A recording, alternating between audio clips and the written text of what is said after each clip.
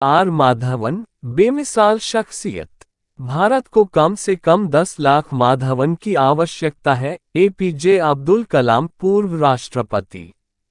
ONGC जैसी नवरत्न company की नौकरी छोड़कर खेती के व्यवसाय में उतरने वाले आर माधवन एक बेमिसाल शख्सियत हैं।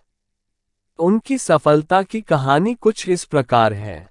माधवन जी को बचपन से ही पेड़ पौधे लगाने, सब्जियां उगाने में बेहद रुचि थी।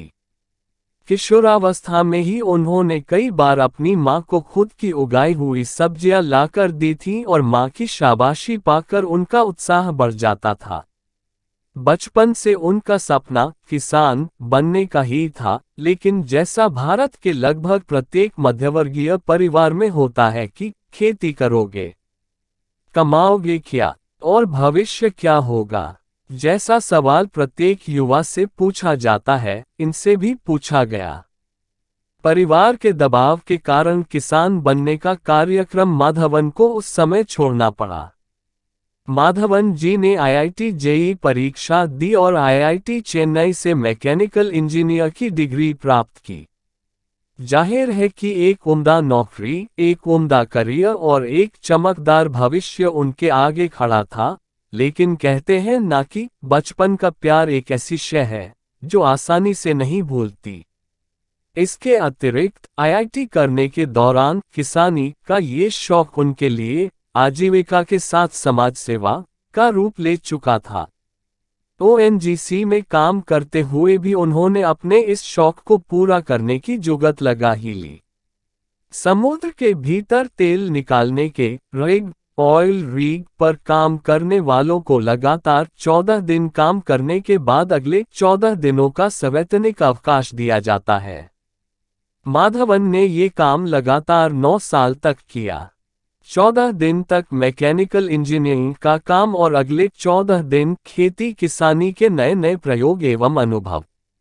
माधवन के शब्दों में, जब मैंने पिता से कहा कि इतने सालों की नौकरी के बाद अब मैं खेती करना चाहूंगा, तो उस वक्त भी उन्होंने मुझे मूर्ख ही समझा था।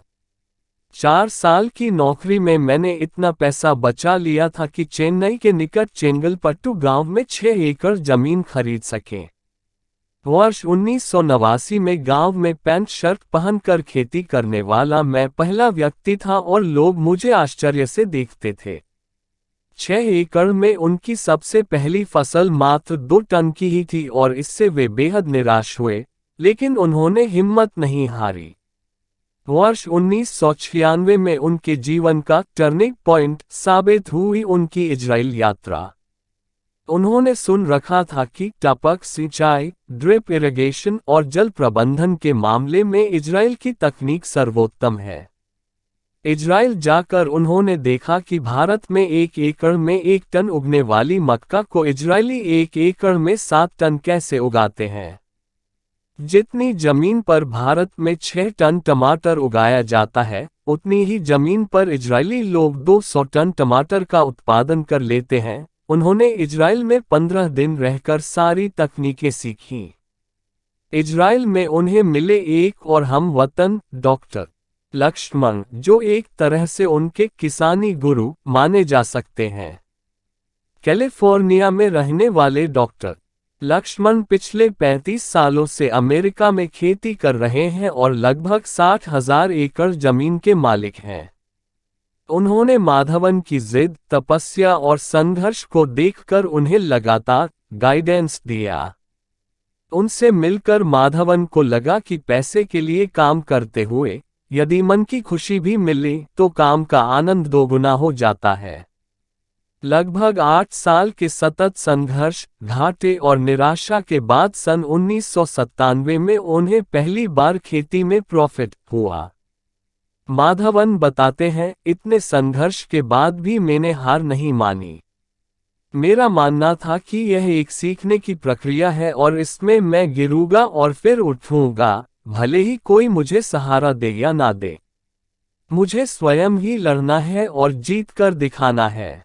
माधवन के जीवन का एक और स्वर्णिम क्षण तब आया जब पूर्व राष्ट्रपति से तय मिनट की मुलाकात 2 घंटे में बदल गई और अंततः कलाम साहब के मुंह से निकला कि भारत को कम से कम 10 लाख माधवन की आवश्यकता है। स्वभाव से बेहद विनम्र श्री माधवन कहते हैं कि यदि मैं किसी उद्यमशील युवा को प्रेरणा दे सकूं, तो यह मेरे लिए खुशी की बात होगी।